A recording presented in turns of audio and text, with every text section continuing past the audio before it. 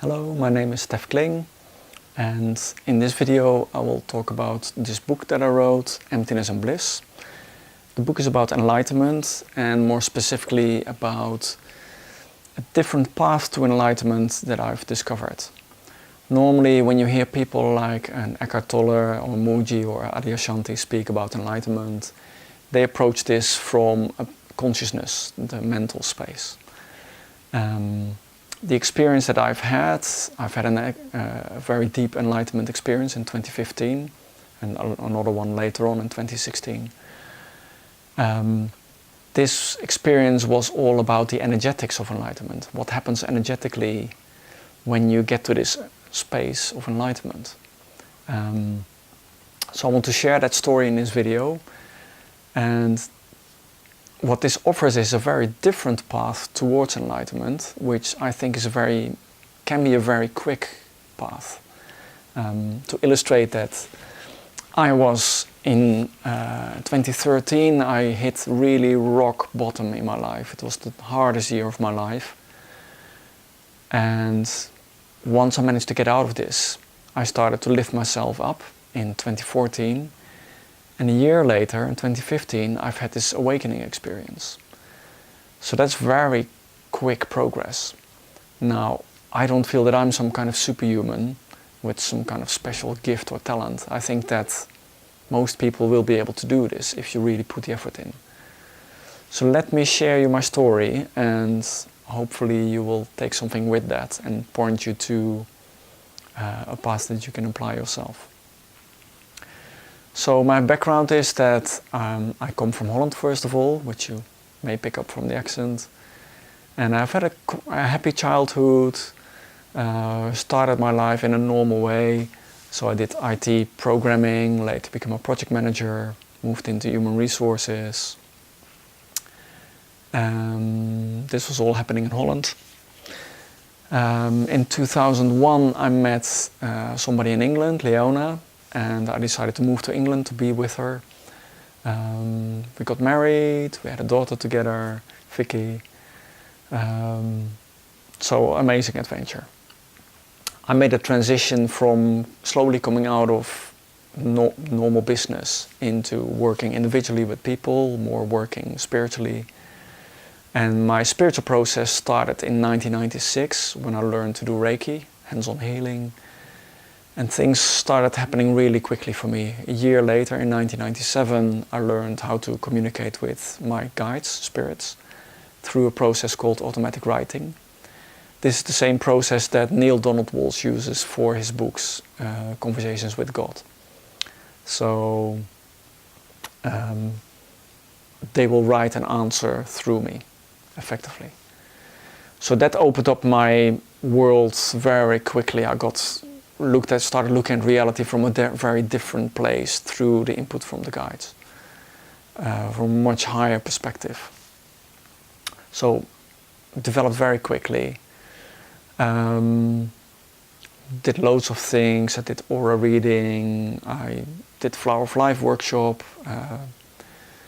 Later I started teaching macabre meditation, which is based on sacred geometry. I explained this in a different video.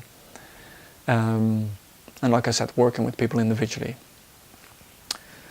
But what happened is that after about 11 years, Leon and I both felt that it was time to go different ways. That life was taking us in a different place. We wanted different things. So we decided to separate. Got divorced in 2012. And although we did this in a most harmonious and loving way, it was a big change for me.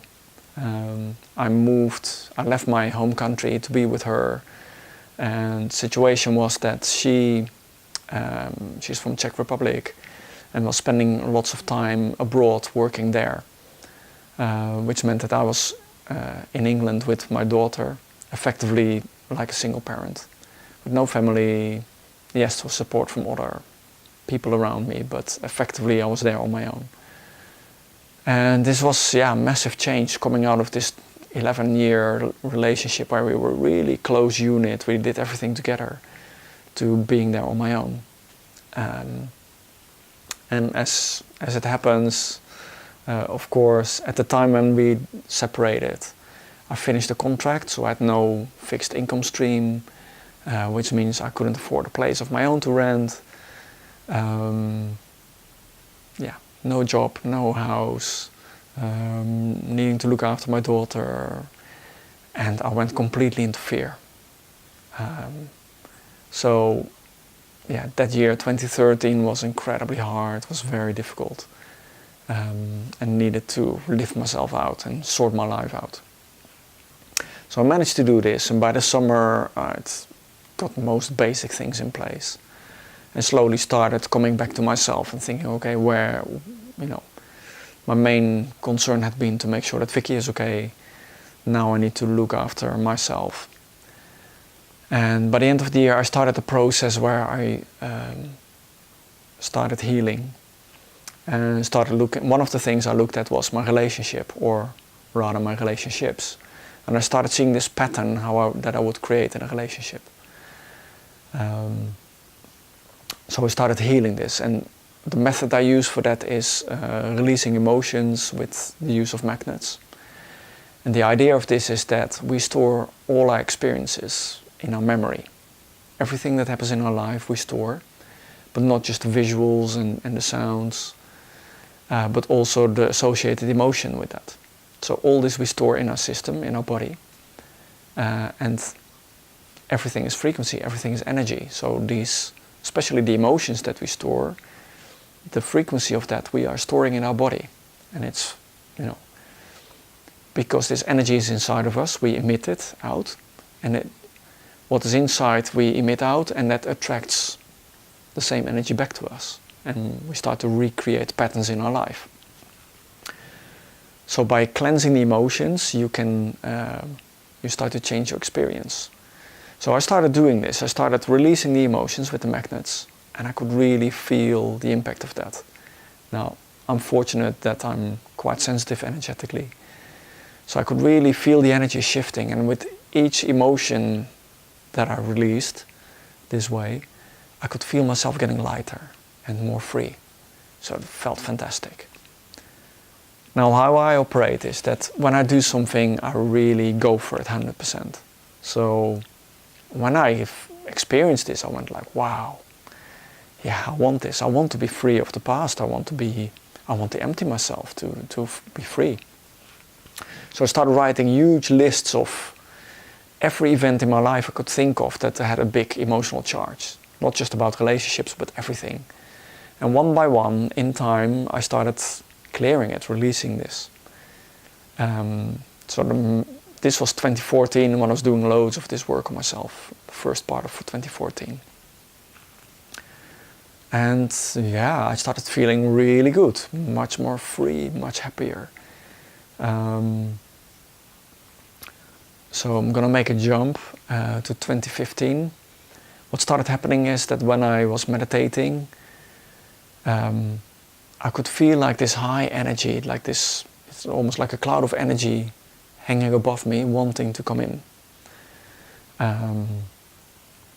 So in meditations, I managed to draw this energy in, and I recognized this energy to be my pure soul energy. So it's very light, it's pure love. So I was bringing this energy in a meditation, and at some point it came into my third eye, where I felt it like shining this light out, this, funny enough, a red light shining out from here in a particular octagonal sacred geometry shape, shining out. It felt amazing. Slowly in time, in the next weeks, this energy started going down further to my throat area, where it would sort of get blocked. I couldn't bring it further down.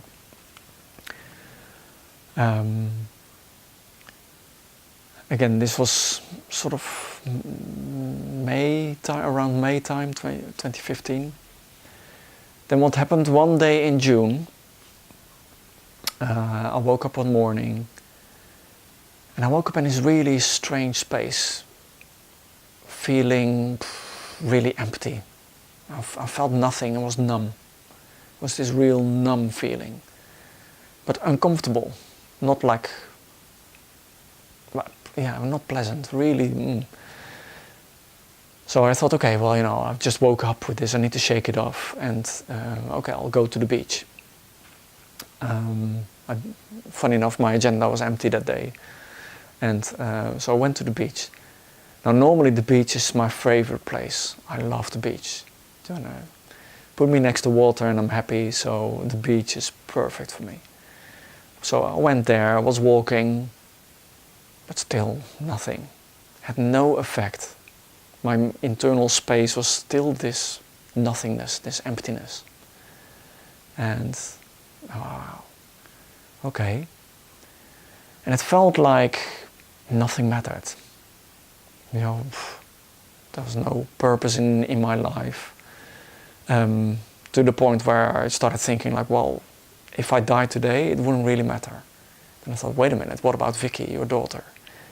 And I thought, well, no, even if I died today, she'd be fine. She would live, her mum would look after her. And then I thought, wow, this is really strange, this is really weird.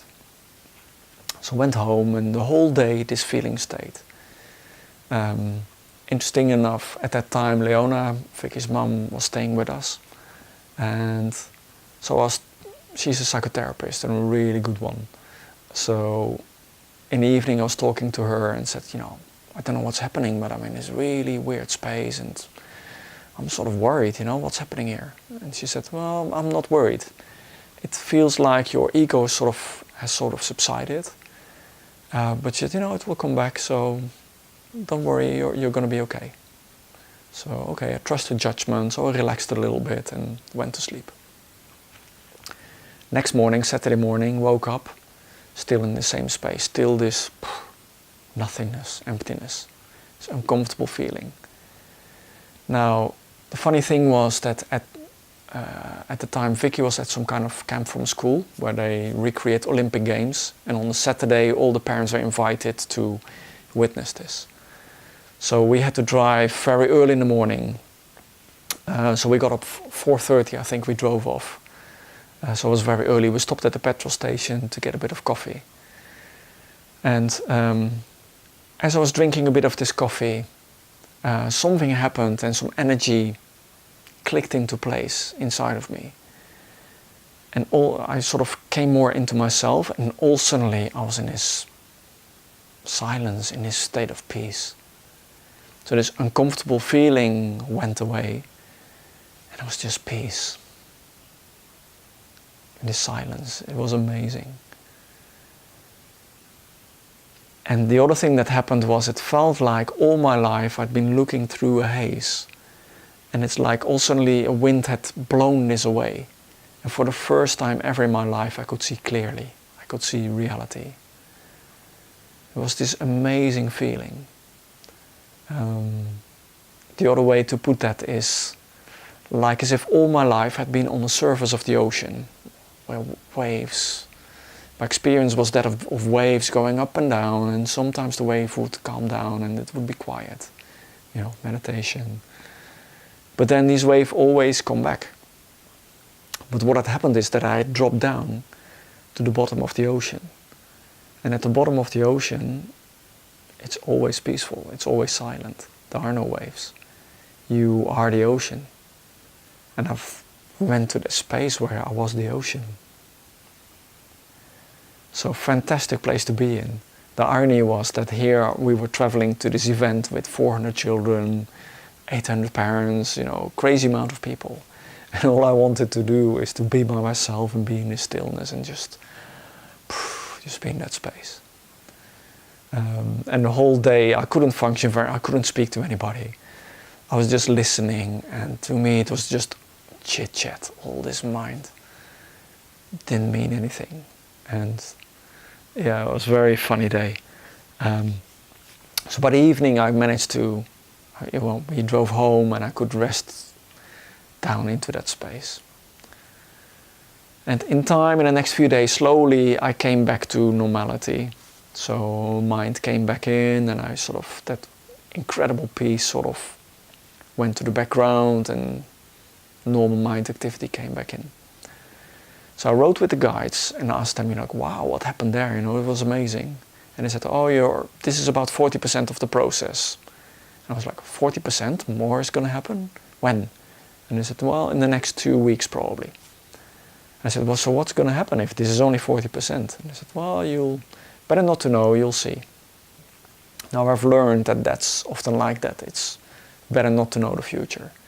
Often we think that we want to know the future, but actually we don't, because it takes away the excitement, and sometimes, it's better not to know what will happen.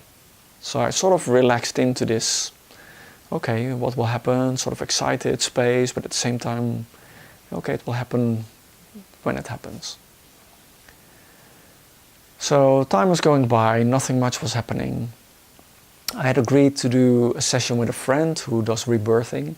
So I went there one day, and I was hoping to maybe release maybe some block in the throat chakra so that energy could come down further. So what was happening is I was lay down on the floor, doing particular breathing technique that she was guiding me through. And after a little while, what started happening, that this energy started rushing in through my crown chakra, rushing in all through my body, incredibly strong. Now, if you've ever had something like a Reiki session, either giving it or receiving it, you might have felt some kind of tingling feeling when this energy is flowing. It was a bit like this, but then 1,000 times stronger. It's just unbelievable waves of energy rushing through me. And at some point what I felt is this ball of energy igniting at the base of my spine. And then within 1 second, boom, it would flow up, and I knew this was Kundalini. And as this happened, this energy was streaming up. I started feeling really nauseous, like, oh my God, I'm gonna have to vomit. So I was like, and then my body did a snake-like movement, and with that, the nauseous feeling went. And it was just this explosion of energy. It was just so much, just total bliss. Just a most amazing experience. So I was just lying there, being aware of what was happening. And with that came incredible knowing. Just the pure realization of our true power, our pure nature. And I knew that what happened was that my soul energy rushed in, and this is our pure potential. And with that came the knowing, and this is a pure knowing, not a mental thinking about it or belief system. No, a pure knowing that, for example, we don't need to eat, we can live on prana. When we can access only a fraction of this energy, then that will sustain us. And of course we can be 150, 200 years old. That potential is there for all of us, not just some yogi masters in the Himalayas. No, we can all do this. And I knew that the reason why we are not having that reality is our collective consciousness, where we think that we are going to die when we get to 90, 100 years old. But it doesn't have to be that way. And all this was this pure space of knowing. But most of all, this feeling of power, feeling the pure power that is inside of us. This is really us. Amazing experience. Now, I had a time constraint because I needed to pick my daughter up from school, and at some point I looked at the clock and thought, oh, I need to come out of this. So I slowly came out of that space. And I was just so on such a high space, I was a bit out of it. And my friend had to drive me back. There was no way I could drive a car in that state.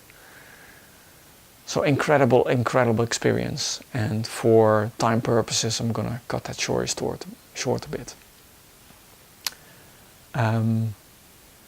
So got back home, somehow managed to pick my daughter up from school. I have no memory of how I did this. Managed to get home, and all day I was in such a high place that I didn't need to eat in the evening. I was completely filled with energy. My body didn't need food.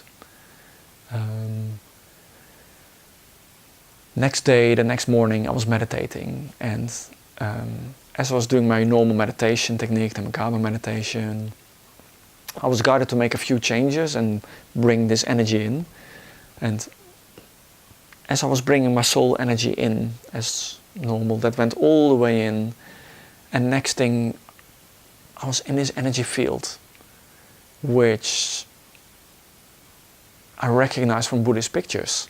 So when I show this to you, there was this energy, one sphere around my head centered on the third eye, this big sphere centered on the heart chakra, and even what is these waves of energies coming out of me. I mean, you won't see this on this picture, but you can see this on these Buddhist pictures, these little wavy, crunkly, wavy lines. I could feel that coming out of me. Then here you've got these flowers, that is actually the Kundalini field that gets activated and it comes out actually horizontal. And of course on a picture you can't see that, so they make these flowers like that. And as I was sitting in a meditation space, I realized like, wow, that picture is an actual physical representation of the energy space, what happens energetically around you when you are in this enlightened space. And there I was, having all this happening to me. And what happened there was that I was in this space, I was in this incredible stillness, this peace, like I felt on that first wave that 2 weeks ago. But it had merged with this bliss, this pure energy, like I experienced the day before. And here in the meditation they came together. And this merging of the emptiness with the bliss, it's a fantastic space to be in. So it was, I could stay in that meditation space all day, but I had to function, and I could come out of that meditation and function really well actually. And that was interesting. That yes, I was in a really high space, but I could function, although slower than normal. A few days later I was going to Holland, and it was like I was operating in some kind of superhuman space. So it was a 12-hour journey altogether, by boat, by ferry, and driving in the car across Europe to northern Holland where my dad lives. And when I got there, I was completely fresh, which is normally I'm pretty tired when I get there. You know, it's nice to be there, but 12 hours of traveling. But this time I felt completely fresh, and actually my dad and his partner, they both commented and said like, wow, did you rest along the way or did you have a nap, because you look completely fresh? And I said, no, I didn't. But yeah, I do feel completely fresh. So it was really interesting observation. The other thing that really started happening is that in the evening I love to go in this meditation space. I love to meditate when Vicky was asleep in the evening and reconnect to this, to come back into this space. And every time without fail in the meditation I was back there. It was amazing. Another thing that sometimes happened was one day we went to the beach and my daughter Vicky said, oh Dad, shall we run? I said, yeah, come on. So I started running, and then all suddenly, boom, something happened and I was like flying totally effortlessly. And it's just pure joy and it's pure full of energy, and wow, amazing experience. So stuff like this was happening. And yeah, magic time. In time, slowly that energy sort of subsided and sort of normal reality returned. And then a process of integration started happening. So I started writing a lot with my guides and asked them, what happened here? And why did this happen? Why did that happen to me? I was not searching for enlightenment, it was not the goal of mine. But that experience happened. And I started, doing research on enlightenment, what it actually means. And funny enough, the Buddhist definition for enlightenment is a permanent state of mental peace. But then they say the ultimate space of enlightenment is the merging of emptiness with bliss. So hence you have the title of the book. And I was graced with the experience of 2 waves. The first wave of emptiness, the second wave was bliss. And then later in the meditation, when that merged together, that created that energy field. So that insight led into 5 principles that are explained in the book. But what I had done by accident was I released so much emotional baggage, so much history. I've cleaned that up out of my system, that allowed the bliss to come in. By me becoming empty, that bliss came in. Now actually what happens is that bliss always wants to come in, but there is no space for it, because our mind is in the way. All this mind activity, which is all energy, is blocking that flow. So when we meditate, we create a stillness that allows that bliss to start to come in. But then our whole body is full with energy. So by cleansing all the history, all that emotions out of my system, that allowed the space to open up for this bliss to really come through. So that's the core teaching in a nutshell. It breaks down into 5 principles, which I won't go into in this video, it would be too long. But when we apply those principles in our life, we get more free, we get more into our power, we experience more joy, more happiness. So whether or not we get enlightened is not so much an issue, but those are the things that all of us want to experience in our life. I'll leave it like that for now. Thank you for watching all this way. If you want more information, then you can find it in the book. It's on my website, stefkling.com. The book is out on Amazon, Emptiness and Bliss. Thanks for watching, and please like my video, or you can subscribe to my YouTube channel. There will be more videos coming out, hopefully 1 per week, moving forward. Hope to see you later. Thanks.